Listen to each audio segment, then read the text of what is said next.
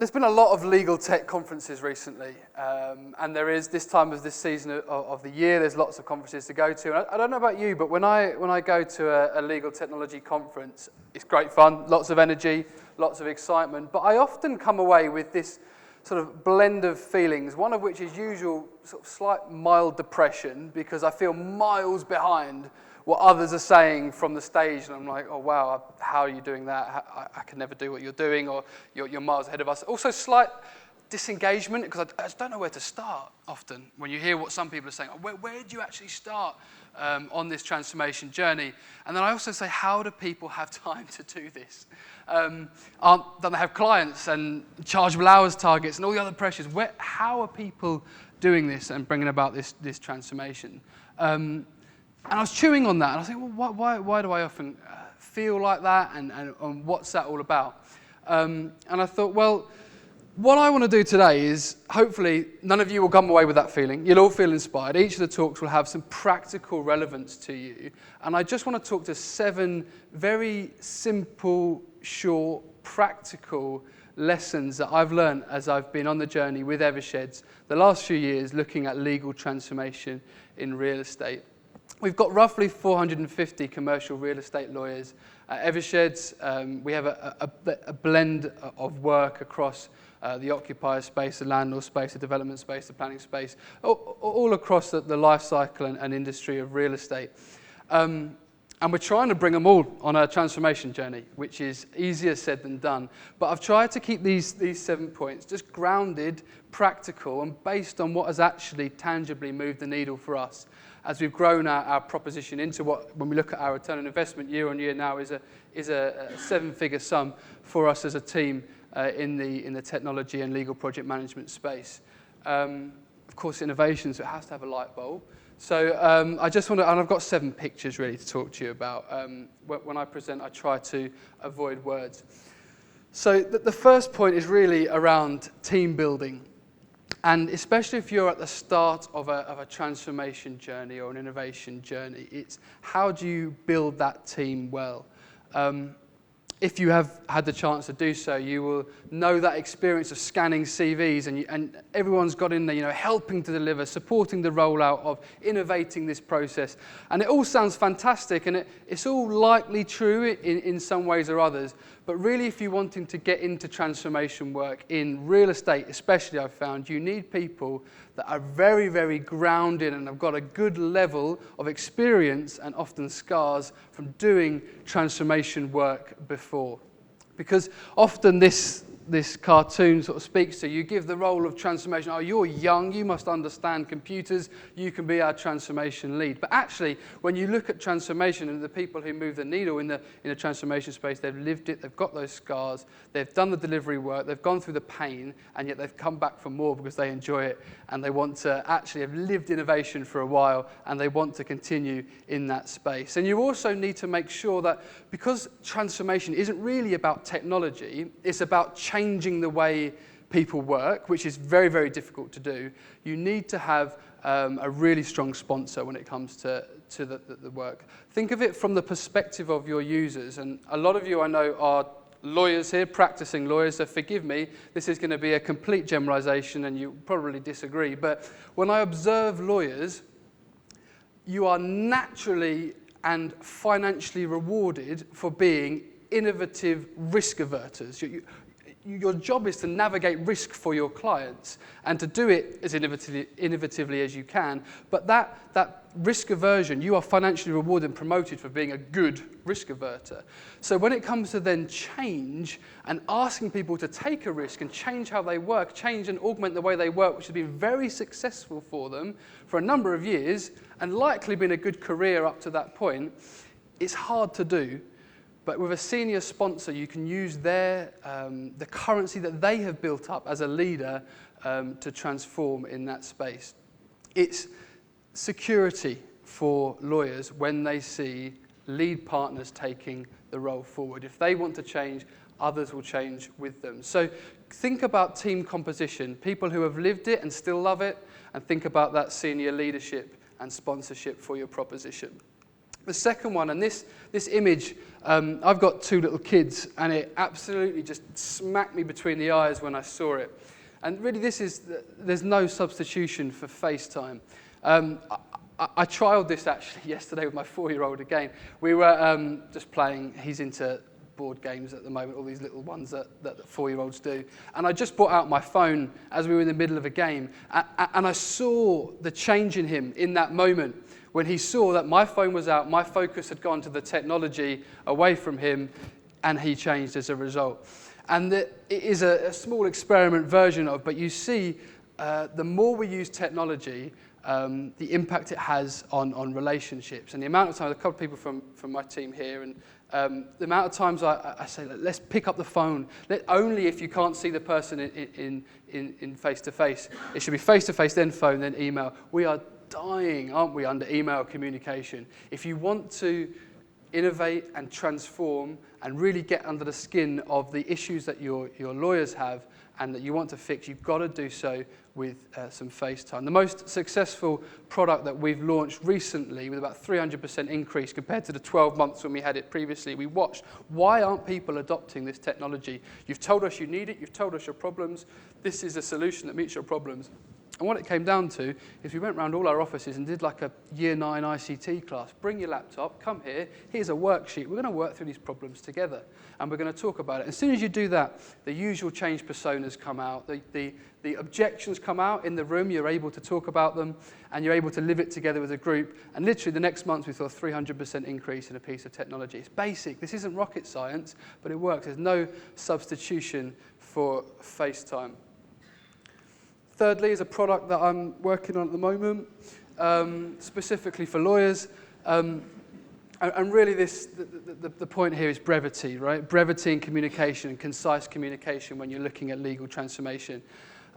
Smart communication is everything, right? Because as I said before, we're all dying under emails.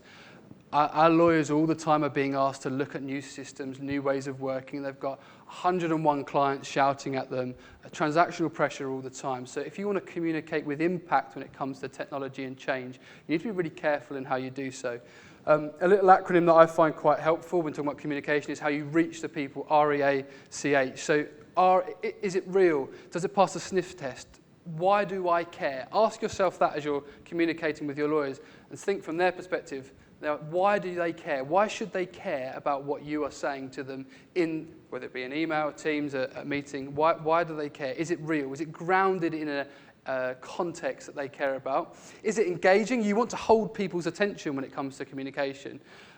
Does the format and the content do that? Does it need to be an email? Does it need to be a Teams message? What is your media? So is it real? Is it grounded? Is it engaging? Does it align, A, with what you're saying with your company values and your company strategy? Does it speak the same language as what your head of real estate is trying to get the lawyers to do? Are you using the same language? Are you using the same structure? If you resonate the type and words that you use with your wider business, people are much more likely to listen to the communication that you say. Community is the C. There are different peoples and different groups in your community. Does the communication you're using and you're saying, does it resonate with the people that you're speaking to? Does it need bespoking to certain types of group? And then H of reach is, how about if I don't send it? Probably the most helpful thing you could ask yourself when it comes to communication in transformation projects. Is now the right time to communicate to my stakeholder group? Should I do it in another week's time when there's a bigger thing to talk about? Think about, what if you don't send that communication? Does it need to happen now? The amount of times we all get these send all emails that go around another change to another system. You have enough of those in people's minds, they just archive it and don't even look at what you're asking them about. So think about when you reach your people in that communication, brevity is best, make it impactful. Now this is very inflammatory. I'm not sure I quite agree with this, but I quite like what it's trying to bring out here. And the point here is listen, like actually listen to your stakeholders. Apparently we hear about 25,000 words a day. as people. But hearing and listening are very different concepts, right? If you want to generate currency with your lawyers or with your teams, if you're in that innovation world, you need to be active in how you listen. And active listening, Harvard defined it as giving your complete intentional focus to what someone says rather than what their words literally mean. And they break it into these three areas: sort of the cognitive understanding, paying attention to all of the information that they're saying, both explicit and implicit, controlling your emotions as you listen. This is a great one in the legal context, the emotion side of things, especially transactional lawyers. And I love working with transactional lawyers because they just want to get it done. Very pragmatic, very output focused. Which is fantastic, but when you come to innovation, you're trying to explore ideas that it's really hard to battle with that because everyone knows the answer already, so let's just get there and crack on rather than seeing if there are other ways to do things. So being able to keep your emotions and think about the emotional side of communication is really important, and then the behavioural side, conveying interest and comprehension verbally and non-verbally as you're listening to somebody. And when you proactively do active listening with that, think about the cognitive angle, the emotional angle, and the behavior angle, it's amazing how quickly you build currency with those that you're speaking to. So practically, how does that work in a real estate, legal technology context? And I'm a massive hypocrite when I say this, but when you're on a call or in that meeting and exploring new ways of working or talking to people about transformation, resist the urge to look at the inbox, to look at the phone, to look at the watch where the stream of notifications are happening. Just park it for that half an hour discussion, and it's amazing how much you actually pick up when you're actively listening. Secondly, ask clarifying questions. Can I clarify? Or when you said X, what did you actually mean by that? And it's amazing how much that brings out of the conversation when you're trying to explore problems that people have in either a project context or in a wider work context. Those clarifying questions are fantastic. My wife and I are currently going on the journey to be assessed as foster parents, and part of what they teach you about children with trauma is they often don't know how to express their feelings, so they do it through their actions. And what they teach you around trying to help children put words to what they're feeling is you use expressions such as, I wonder if what you actually mean, or I wonder, can you tell me a little bit more? And it's these kind of expressions where you're trying to help them put words around their emotions. And as they were teaching us this, I thought it was fascinating. I thought, it's kind of like how I work in legal transformation. It's amazing how much those clarifying questions help you as you actively listen, get to the root of the problem. And once you are actively listening, you'll build trust and get the honest truth from your stakeholders. And the reason I've put this up is as I'm listening to our stakeholders, and most of our lawyers, they don't want to use chatbots. They really don't want to use chatbots. But at the moment, that's kind of where a lot of our journey is around with generative AI and the interface with generative AI. Where I'm hoping it's going to get to soon is it's going to embed in products. And it's going to embed in products that are already solving problems for our lawyers,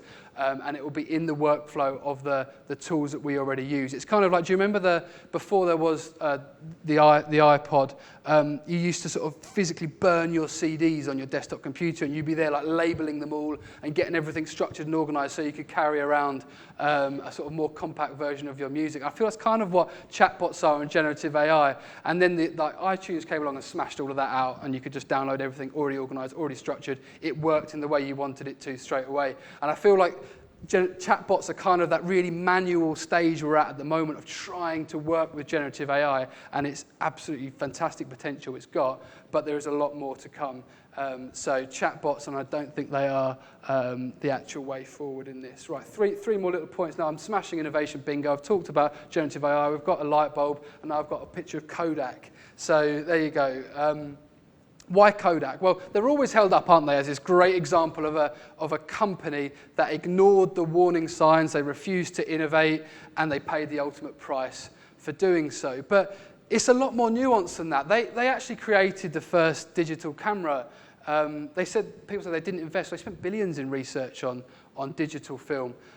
People say, well, they missed a social media opportunity, but they didn't. Before Facebook existed, they bought a company called A Photo in 2001 and tried to play in the social media space. So it's a little bit more complex than that, and a lot of smarter people than me have written huge amounts of work on it. But I think the point of resonance with us in legal real estate is that they were the victims of their own success. They had their primary business model at the time they needed to pivot was incredibly profitable and worked for them in that moment. And by the time the bottom fell out of the physical film market, it was too late. And I think that's somewhat where we are in the legal industry. The primary model in commercial real estate and commercial law, selling time by the hour and experience, is incredibly profitable. And the people at the top of a lot of the firms have spent a lot of hard work and effort getting there, and they're reaping the rewards of their hard work and effort. Are we ready to change our business model? Do we want to change our business model? And if not, what does innovation and transformation actually mean in that context? Where actually the primary business model of selling time and selling expertise is going to stay. How do we still innovate in that space, and what does that look like? And I'd be keen to get your thoughts on that, because it's quite a complex question, and it's one, obviously, as an industry we wrestle with all the time, the billable hour and the efficiencies, and how the billable hour actually is in conflict with innovation in a lot of ways. And maybe we can bring that out, and you can tell me your thoughts on that as we go through. But more practically on this topic of know your business, which is kind of what I'm talking about with Kodak. Also know your client's business. You know, the drivers for occupational clients are very different from the drivers to landlord clients, where the real estate is a cost to their business or an asset to their business, and how they want to innovate is very different. Different again from developer clients with long projects and strategic aims and outcomes. So know your client's drivers as well as your own business. Two more, box smart, I think I'd say on this one. You know, if you're 57 and your business is being punched in the head and you're 25 years past your prime, well then, and you want to make some money, then choose a YouTuber to fight against, right? So box smart. And applying that to change management, understand the personas in your business and who is best to invest the time and effort into to change their heart and their mind on your transformation journey. I spoke at a Legal Geek a little while ago, because I sort of just reached this conclusion around watching people at Eversheds and the types of people that we have as we're trying to bring them on our transformation journey, and they are bringing us on their transformation journey. You've got people, I sort of said there's four types of people. People, I do it because I love it, I do it because I get it, I do it because I have to, and I won't do it. That is roughly how you could split the groups down. And I was sort of thinking, well, those who do it because they love it, that's the people you talk to, you know, the new features, the new beta models that are coming out. They're the people, that's how you get them excited and need to bring them on your change journey. They do it because they get it. They're the ones you need to really talk to KPIs, statistics. Why? How is it moving the needle? Because once they get it, they will be on your transformation journey with you. Those who do it because they have to, that's probably the majority of people. You know, that's sympathy, actually does help quite a lot. Stories, and how you can speak to their peers and what their peers have done. And that little bit of social pressure often helps. I do it because I have to. And then I won't do it. How do you work with that group? How much time do you spend speaking to those who say, well, I won't do it, I won't change? Well, actually, they're an interesting group. You're never going to actually probably get them to use the technology, but you can get them to sponsor it. And the way to do that is using other senior sponsors, because they're usually senior people in the business on that journey with you. So sponsorship, and accept the limits of what they will do. If they can just give you verbal confirmation into a wider group of why what you're looking to do and implement in transformation space is a good idea, that can often carry more weight than them physically actually using the technology that you're talking about or the change in process that you're trying to implement. So think about those four different user groups and how you're bringing them on your journey. And the last one, and this is really just to make sure that a reminder to me to stay on time, know your why. Know your why. So For a corporate machine, Eversheds' vision statement is genuinely one which resonates with me quite a lot and is part of the reason why I love working at Eversheds. The vision statement that we have is helping our clients, our people, and our communities to thrive. And when you're in that melee of frustration between users who aren't adopting, governance who aren't ever approving, IT who aren't implementing fast enough, and clients whose transactional pipeline doesn't stop, so you haven't got the time to take the breath, being able to sort of narrow my vision and remind myself that the reason I'm doing this is to help others thrive, and sometimes it will be the client, sometimes it will be our people, and sometimes it will be the community. To me, that gives me my why. That's why I enjoy working in the space that I'm working in.